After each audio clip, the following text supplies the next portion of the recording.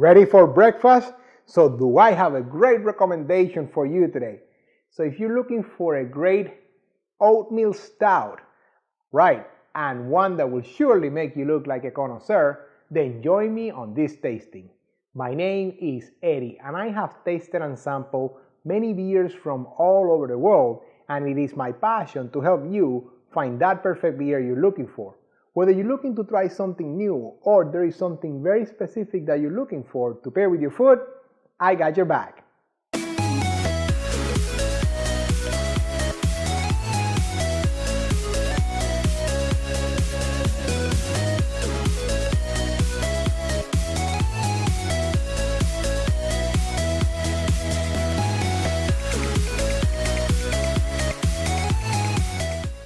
Welcome back, beer lovers. Thank you for spending the next few minutes with me. As I said in the intro, my name is Eddie, and on this channel, I taste and review all kinds of beers and give you my most honest opinion about them, as well as some ideas to pair them with your food, just like the one you're about to watch. So if you're new here, consider subscribing and hitting that bell icon down there so you're notified every time I release a new beer review video. And if you like the video, hit that thumbs up, let me know how I'm doing. Now today we are going back to England, and I am going to take you to Samuel Smith's Old Brewery, and we're going to be tasting their celebrated Oatmeal Stout. And that's the whole name of the beer, is the Celebrated Oatmeal Stout, and I'm excited about this tasting here because I like the whole breakfast, beer for breakfast kind of topic here. And check it out. So I have my English pop here, a pop glass here. Sometimes I use Nordic pines for some stouts and the darker kinds, but today, being from England, I think I'm going to recommend that you use your English pop glass here. And you know that having the right glass for the beer that you are tasting is always a great way to show your beer connoisseur chops. So if you want to get your hands on your own set of Beer Connoisseur TV glasses, open up the description below and check out how you can get your own set of Beer Connoisseur TV glasses. Now, where do we always start? Appearance, right? And more importantly, the 3 C's of appearance, which tell us what? We're looking for the color, clarity, and carbonation. So, color, well, I was gonna say it's black, but it's really dark brown, because I still see some light that allows me to see that it's really dark brown. Interestingly enough, it is a little bit opaque. It's not completely crystal clear, and I saw that when I was pouring it.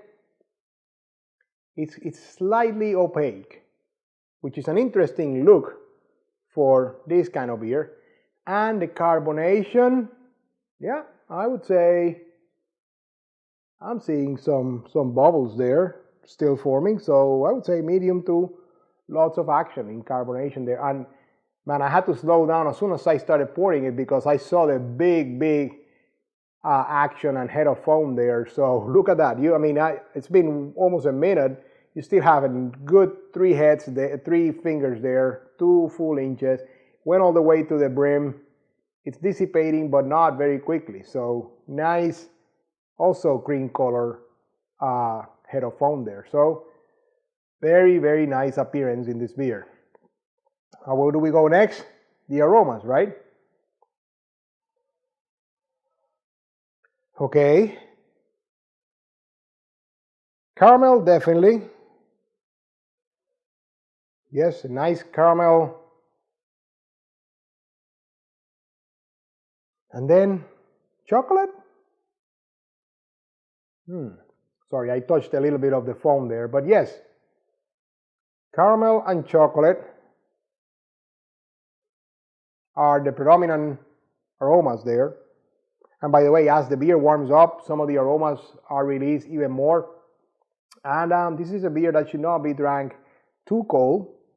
about between 50 and 55 degrees Fahrenheit. So maybe I still have it too cold. I think I may have err on the cold side, but that's what I'm picking up from those aromas. So now I'm going to taste it and let you know what I'm enjoying there.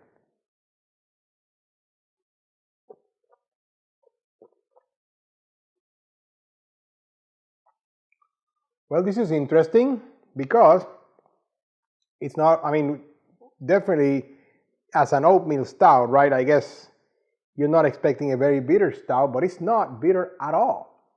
Not even on the tip of the tongue, not even in the back end. Very smooth throughout.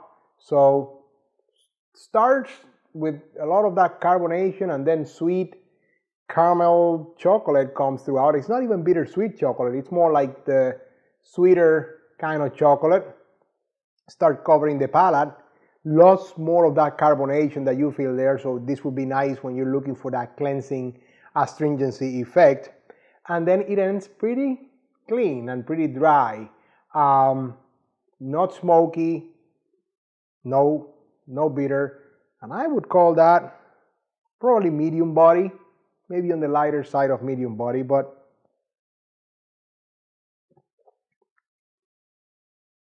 yeah, no, it's a lot of that malt character for sure, but not a lot of that bitterness or dry bitterness that you would expect from stouts. But of course, this is an oatmeal stout, which is supposed to smooth all that out, right? So that all comes important when we go to the next piece, because the next piece is what you come to me for, which is what makes you a beer connoisseur, the food pairings.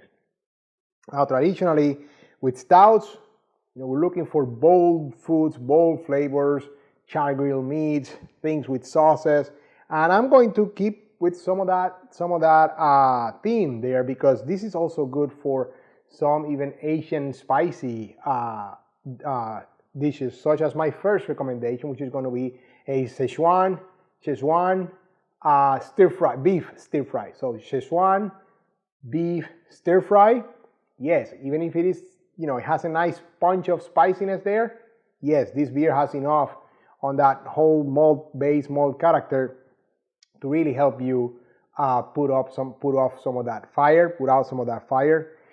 Now, have you heard about mole sauce, which is a Mexican sauce, very rich Mexican sauce that has even chocolate in it? So if you can get your hands on that, if you can make it, or maybe go to a restaurant with a chicken with mole sauce, yes, that's going to be a great pairing with this beer.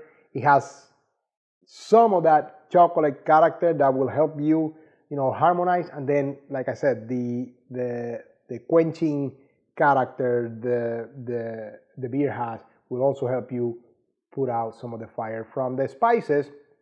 And then finally, check this one out, because it's a breakfast beer, right? So a barbecue beef breakfast hash, yes, with eggs and onions and potatoes. Woohoo! Yes, that'll be a great breakfast, and this will be a nice pairing for that breakfast that you're going to get. Now, as far as cheese, I have here a smoked cheddar cheese, which is cheese I think is going to be a great pairing with this beer. So let me taste it and I'll let you know how that goes. I got this passion, and it's burning deep inside of me. And this time, no, not gonna settle for anything less. Well, it is a nice pairing. Not something I'm overly excited about. Definitely the beer helps me enjoy that cheese. Like I said, it has a good astringency, good cleansing of the palate. The flavor of the cheese is bold enough so I can enjoy both. I can still taste some of the flavor of the cheese, and combined with some of the flavors from the beer, it kind of made the beer a little bit sweeter, if you ask me. It did not change a lot of the character of the beer like some other tastings that I've done, but it is not a bad pairing. So I would say go with the smoked cheddar or go with the normal cheddar, but something aged that has some nice body, nice bold flavor to it should go great with this beer. Now you know you can always trust me to leave you a great recommendation as far as the dessert pairing, and Oatmeal Stout begs to be paired with dessert, so check out the description below and get that, my gift to you. Now that concludes today's lesson, but not before I ask you, have you had the celebrated Oatmeal Stout from Samuel Smith's brewery? What do you think? Have you paired with anything? Have you drank it solo? What do you think? Leave me some comments below. I love to hear what you're thinking. So, I hope I have helped you increase your beer knowledge as we all continue on this journey of becoming beer connoisseurs, and I encourage you to be on the lookout over the next few days when I release my next beer review video, and until then, enjoy!